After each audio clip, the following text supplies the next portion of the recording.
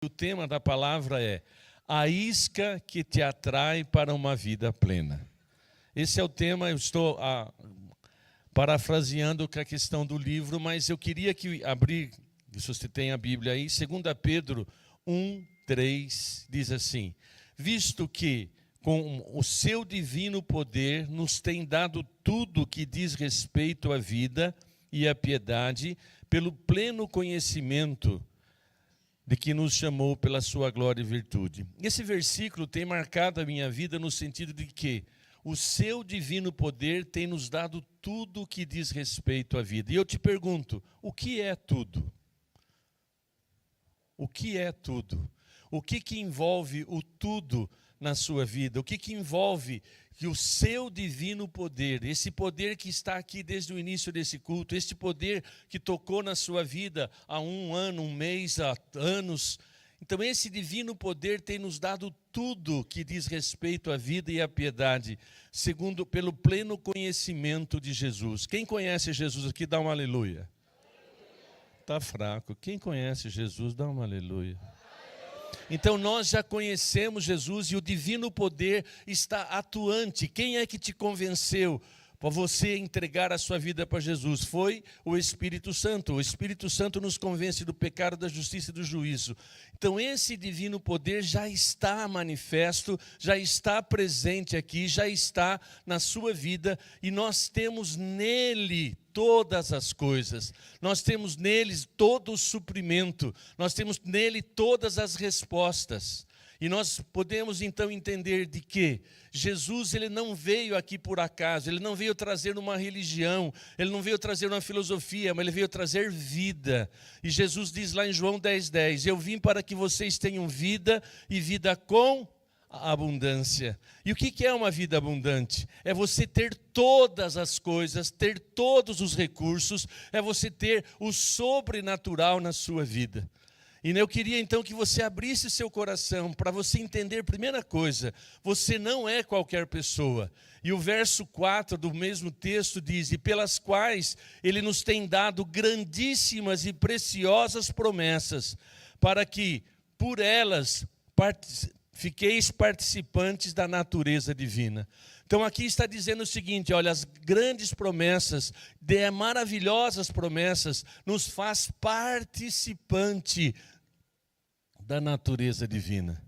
Então vire para essa pessoa e diga assim, olha, você faz parte da natureza divina. Por quê? Como assim, Carlos? É que quem vive em você? Quem vive em você? Com mais fé. Quem vive em você? Quem vive em você?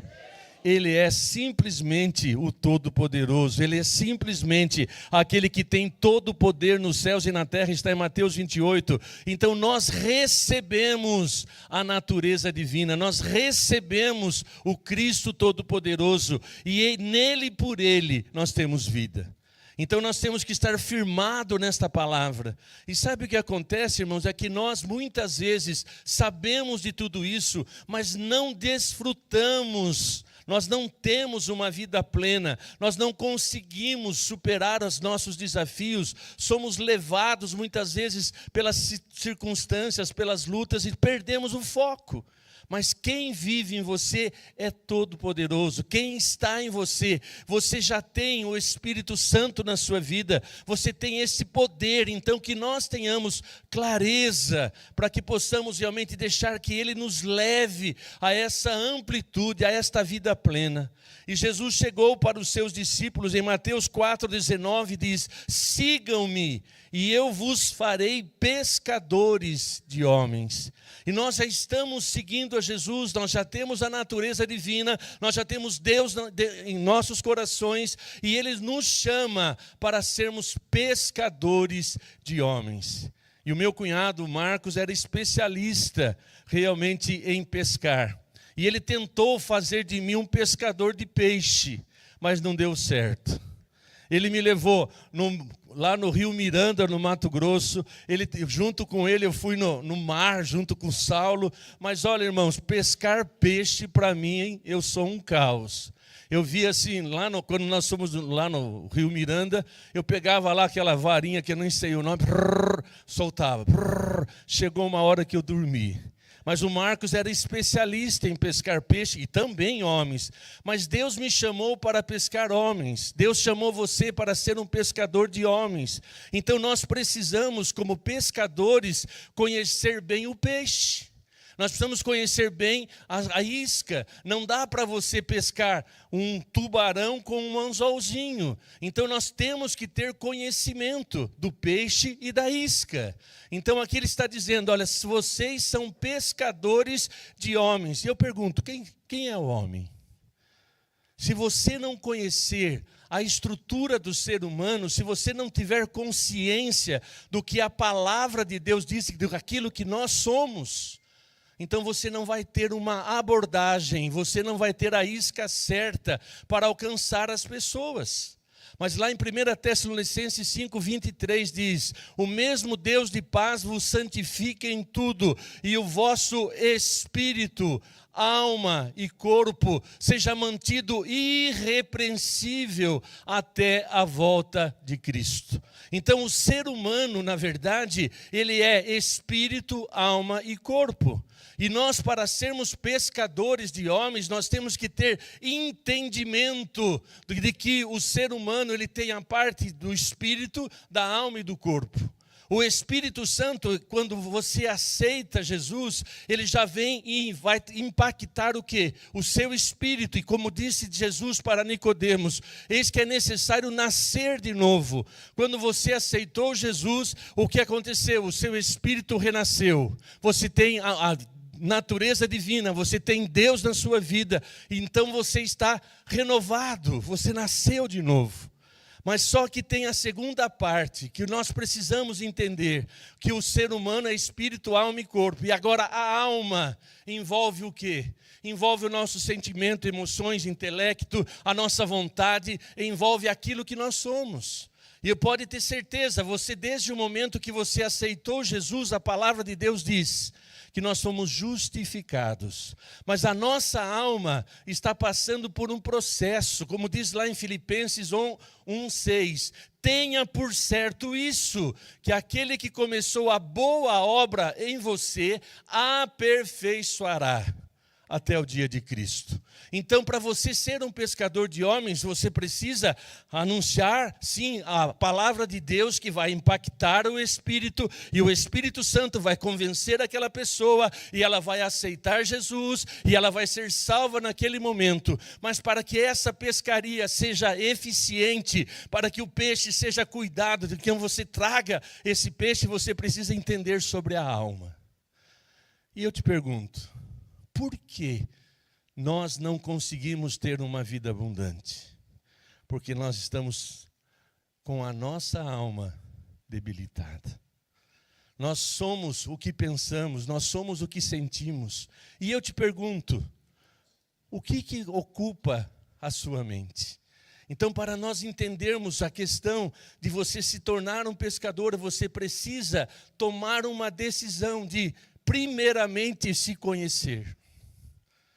Sonda-me, ó Deus, e vê se há em mim algum caminho mau, que é o primeiro passo do livro. Então, investigar o seu interior. Nós precisamos conhecer quais são os tipos de pensamentos, por que eu reajo da maneira que eu reajo, quais são as crenças que eu tenho dentro de mim, por que eu penso assim. E muitas vezes nossas crenças limitantes são criadas em nós desde a infância. Nós vemos muitas vezes a questão do dinheiro, nós temos um pensamento, então nós fomos formados pelo meio ambiente que nascemos, e se nós não formos restaurados, se nós não entendermos como está a nossa alma, mesmo na igreja, mesmo salvos, nós não teremos a vida abundante. Eu conheci o Evangelho aos meus 19 anos, faz pouco tempo, foi ontem.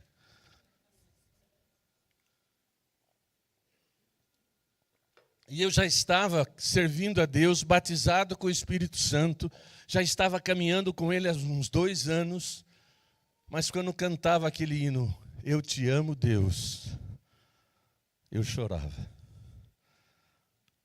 por que você chorava, Carlos?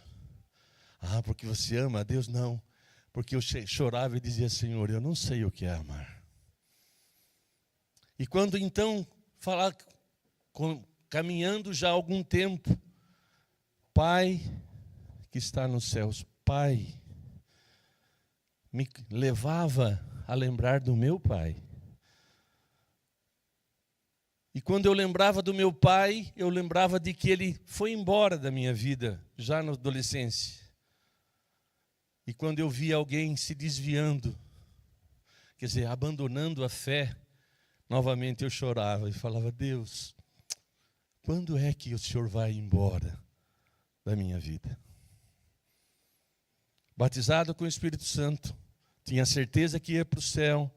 Não, a minha conversão foi radical. Jesus transformou realmente o meu espírito, mas a minha alma precisava ser restaurada. E muitas vezes nós não conseguimos ter esta plenitude porque a nossa alma está carregada de traumas, de insegurança, de lembranças, de coisas que nos aconteceram. E você não tem como negar a sua história. A sua história determina o que você pensa, o que você sente, como você reage. Então, quando falava a palavra pai para mim, eu reportava a um pai. Vou dizer para vocês, o meu pai nunca bateu na minha mãe, meu pai não bebia, era um trabalhador constante, nós sempre estávamos no comércio, uma pessoa honesta. Mas eu tive que chegar um dia, já adolescente, de ir com meu pai, nós tínhamos o comércio no centro da cidade, ele morava noutra casa, de eu ir com ele e falar, pai, as suas coisas estão arrumadas.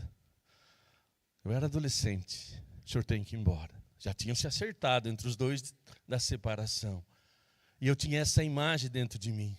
Eu amava Deus, eu conhecia Deus, eu tinha convicção que eu tinha me convertido ao Senhor, já fazia quase 3 anos, mas eu não conseguia ter a plenitude.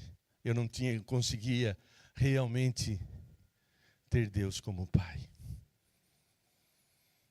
Por mais que você queira negar os seus sentimentos e emoções, eles estão aí.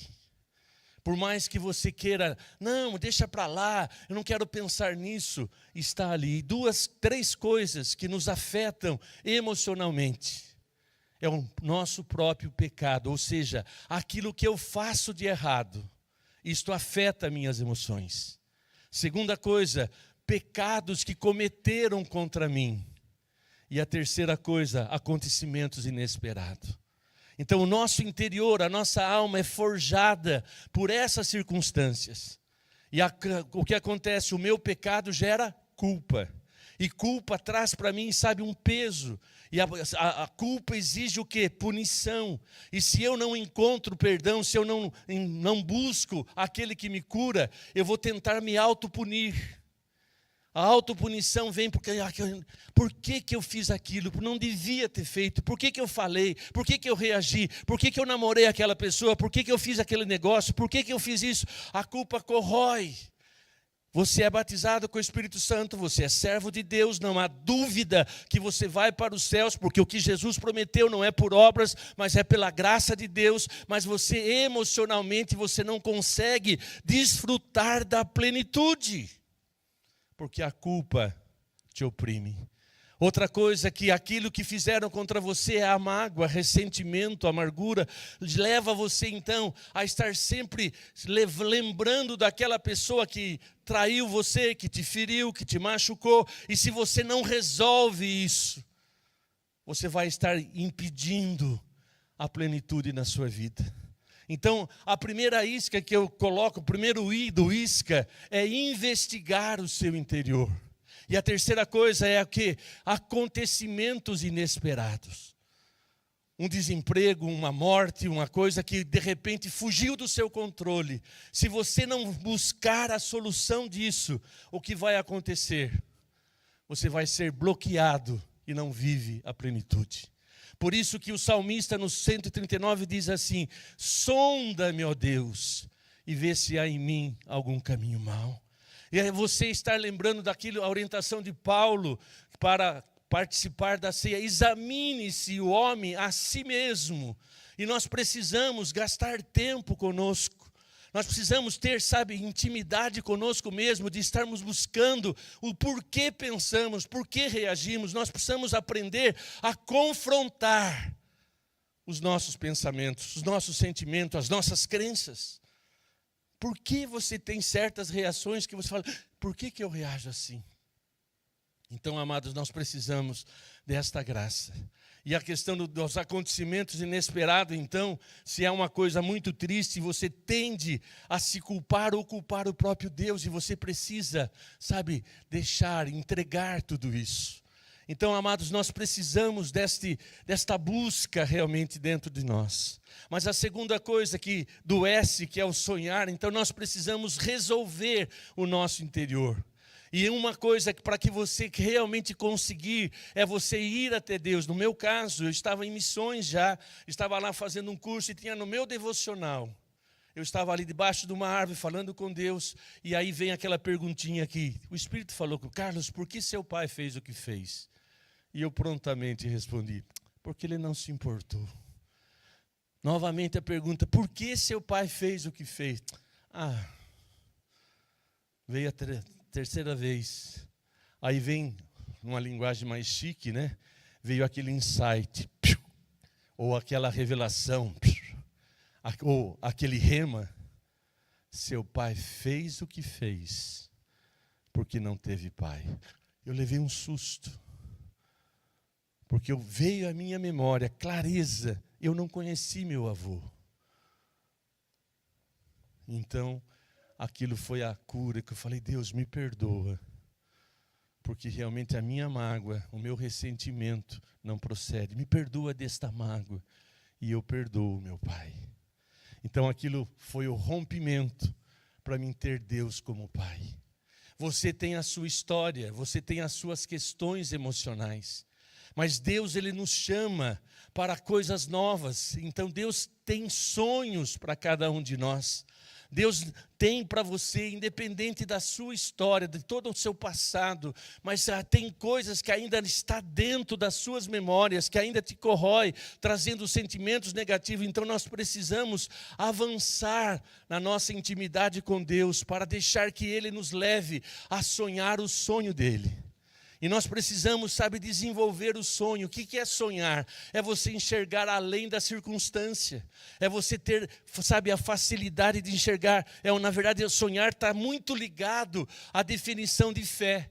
Hebreus 11:1 diz, a fé é o firme fundamento das coisas que não se veem e a plena convicção daquilo que te espera. Em outras palavras, você tem que exercitar a imaginação, você tem que exercitar a visualização, você tem que exercitar o quê? A convicção daquilo que Deus fala para você, é você enxergar as promessas, é você enxergar o sobrenatural, e isto é sonhar. E nós precisamos ter esse sonho.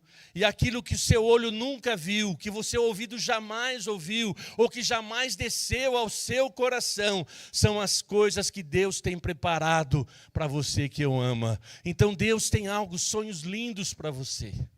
E quem crê nisso, dá um aleluia. Então Deus quer que esse sonho seja o quê? Baseado nas promessas. Você comece então a permitir que esta verdade comece a criar forma dentro de você. É você deixar que estas verdades comecem, então, o que acabei de citar. O seu divino poder tem nos dado tudo, então tudo é tudo. Então que Ele vai estar dando passo a passo. Quando eu me entrego, quando eu estou íntimo dEle, eu posso então sonhar. Eu posso enxergar o sobrenatural, porque está acima do natural. Fé é enxergar o que você não vê. Dá para ver e enxergar o que não vê? Sim ou não? Dá para você enxergar o que você não vê? Sim ou não? Não. Então tá, eu quero que você não imagine agora, quero que você fique bem calmo aí, mas tenta, não quero que você veja, mas eu estou aqui, cortando um abacaxi, num dia de calor muito grande. Tá aqui um abacaxi gostoso, olha só. Tá enxergando o abacaxi? O que eu quero dizer?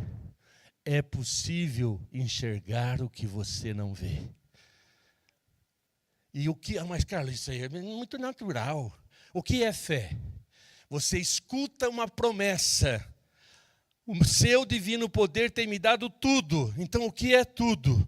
Tudo envolve saúde, tudo envolve prosperidade, tudo envolve poder, unção, graça. Então, você começa a exercitar. A promessa é trazer a realidade. É você, então, começar a enxergar, a você visualizar, a você ter convicção de que Deus não mente. O que Ele promete, Ele cumpre. E a Bíblia te diz que você já está abençoado com toda a sorte de bênção. E lá em Efésios diz assim, que bendito seja o Deus e Pai de nosso Senhor Jesus Cristo, que nos tem abençoado com toda sorte de bênção. Aí os questionadores, vírgula, cara, esqueceu da vírgula. Na região celeste. Mas tem um outro versículo, tem um outro versículo que nós já estamos assentados com Cristo na região celeste. Agora eu pergunto, bênção, mas eu estava conversando com uma pessoa e falei, mas é bênçãos espirituais, Carlos. Eu te pergunto, o dinheiro é bênção espiritual? Sim ou não? Sim ou não? Sim ou não? Está dividida a plateia. Tira o dinheiro da sua vida, então não é espiritual, pô. Tudo. O Senhor, o divino poder tem me dado tudo.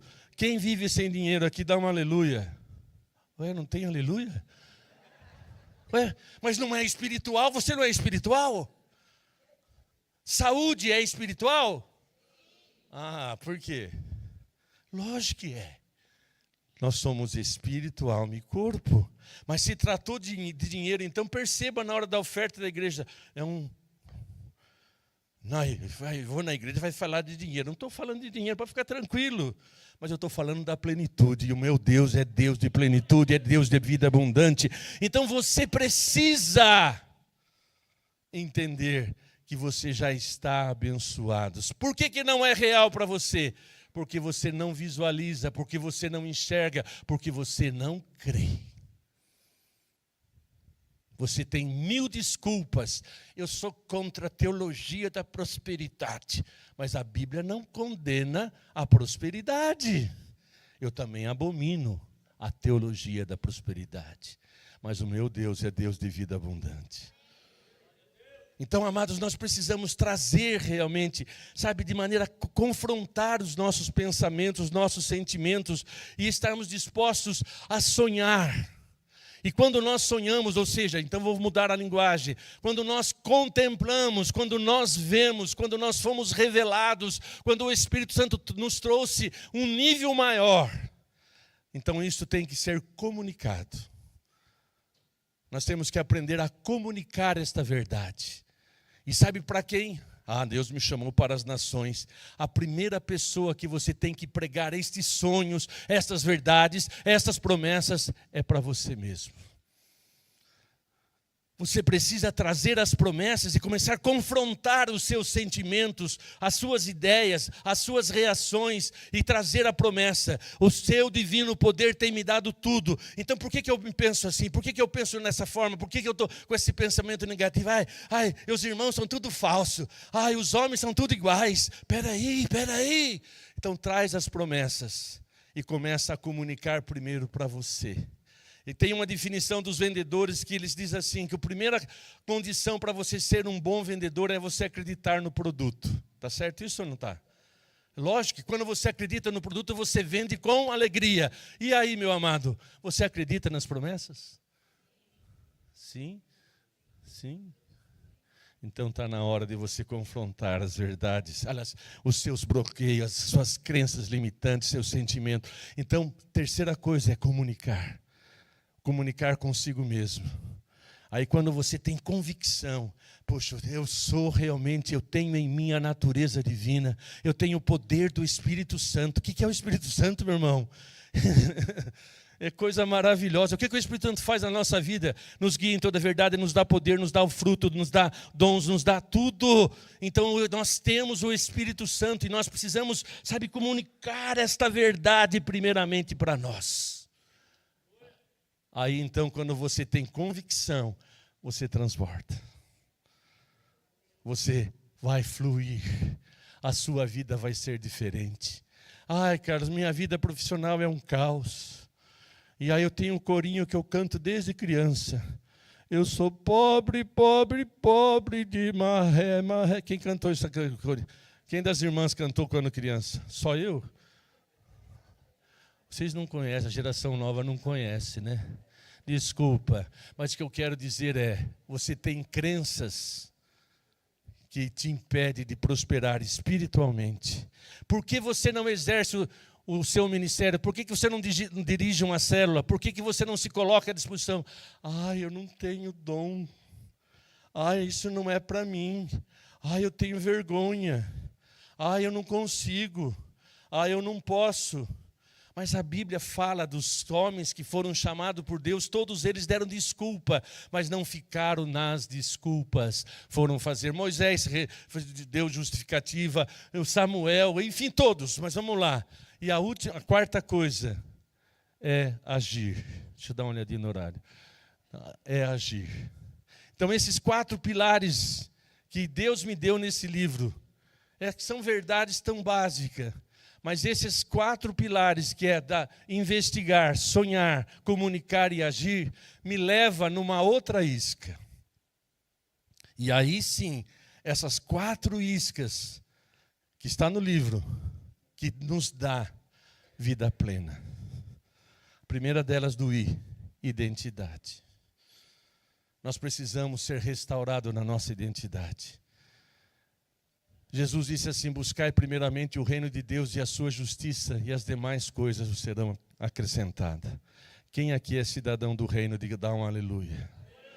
Se você é cidadão do reino, então você tem que ter a linguagem do reino, você tem que ter a visão do reino, você tem que defender o reino, você tem que ter a plenitude do reino. E o seu divino poder tem me dado tudo que diz respeito à vida. Então, eu tenho que desenvolver a minha identidade. Qual é a sua identidade? Ai, eu penso assim, eu ajo assim. A nossa identidade começa. Somos imagem e semelhança do Criador. Quando você vê lá na criação, Deus criou o homem à sua imagem e semelhança. Eu sou imagem e semelhança dele. Então eu posso ser mais parecido. Só que o pecado me distanciou. Mas Jesus Cristo veio para me dar vida e vida com abundância. Ele perdoou os meus pecados. Ele veio e soprou sobre mim o Espírito Santo. Então nós temos que desenvolver a identidade. Então, quando você investiga o seu interior, isto vai te promover a desenvolver a identidade. Mas quando você está realmente defendendo as suas próprias ideias, os seus próprios preconceitos, as suas próprias barreiras, te impede. Mas, meu amado, nós somos nova criatura.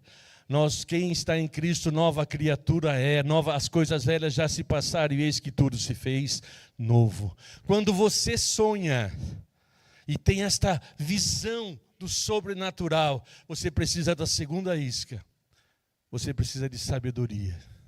Porque tem gente que tem toda a revelação, experimenta o sobrenatural e está tudo ali certinho, mas não tem realmente sabedoria, não sabe como usar aquele sonho, aquele propósito, aquele chamado, aquelas coisas reveladoras de Deus. Ele precisa de sabedoria para que esta revelação seja consistente. Da mesma forma, aquele que na comunicação, quando você comunica, tem pessoas que comunicam muito bem, tem convicção, comunica para as pessoas, mas precisa do outro ser, caráter. Quantas pessoas que você viram já na caminhada cristã, que eram tremendamente excelentes comunicadores, arrebanhavam, as pessoas impactavam, mas não teve caráter e pereceu. E aí, a quarta é doar é o agir. E encerro no amor. Então essas 4 coisas nos levam à vida abundante. Primeiro, identidade, sabedoria, caráter e amor. Que você possa ter como propósito na sua vida, realmente, de você crescer nessas áreas. Mas para que isso aconteça, você tem que investigar o seu interior. Você tem que buscar os sonhos de Deus. Você tem que ter sabedoria para aplicar esses sonhos de Deus, para fazer desses sonhos realidade na sua vida. Você precisa comunicar, sim, com toda eloquência, mas você tem que ter caráter, porque nós somos chamados para ser luz e sal da terra. E olha, tem uma frase muito antiga: aquilo que você fala, fala tão alto, tão alto, tão alto, que não dá para ouvir. Aquilo que você faz, aquilo que você faz, fala tão alto, que não dá para ouvir o que você comunica. Então nós precisamos de caráter, e uma das coisas que hoje está precisando muito, é homens e mulheres de caráter. Mas pessoas que agem, têm toda a habilidade para fazer coisas, se não tiver amor, de nada adianta. Então, queridos, você já é da igreja, tá? Mas no livro você tem essa trilha de uma maneira muito simples, mas foi algo que Deus falou comigo. E esse livro começou em 2015, mais ou menos, naquela época, quando eu e o Marcos estavam fazendo aquele curso de coach aqui. E o Waze me levou para o caminho que eu andava com o Marco aqui para chegar até aqui. E eu fui ver, ali começou o início. Eu comecei lá a escrever esse acróstico, tá? Mas ele evoluiu no passar do tempo. E eu tinha esquecido desse sonho. Mas em setembro do ano passado, eu pedalo, tá, irmão? Sou bom do pedal. Se quiser, pode pedalar com a gente. Meu recorde é 123 km. Mas em setembro eu caí da bike. Desacordei, veio o resgate, 3 costelas, bati a cabeça, estava de capacete, tudo certinho. E se eu tivesse partido, meu sentimento foi esse: se eu tivesse partido ali, eu estaria tranquilo. Porque uma das coisas que eu tenho no meu coração, eu dou o que eu tenho dado, o que eu tenho.